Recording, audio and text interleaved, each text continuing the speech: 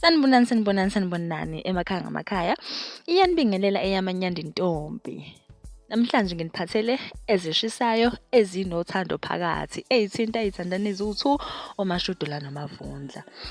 uMashudu uvele waquleka emva kokwaliwa yisoka lakhe.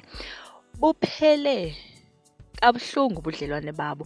uMashudu ubonakale nendoda kungoma kazwelonke yamaskandi. uMavundla ubethukuthele eganweni wabo, ehluleka nokuzibamba, wabeke esemtshela ukuthi abayeke.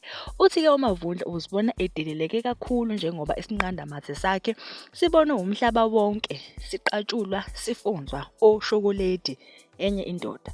Abalandeli-ke balezi zithandani ey'mbili babe sebesigxeka kakhulu-ke isenzo esenziwe uMashudu ku-social media. Bakhwela badilika kuMashudu begxeka ukungaziphathi kahle kwakhe. Ngifisa ukwazi ukuthi unicabangani ngalolu daba ku-comment section eyaManyanda intombi ithi nibe nosuku oluhle.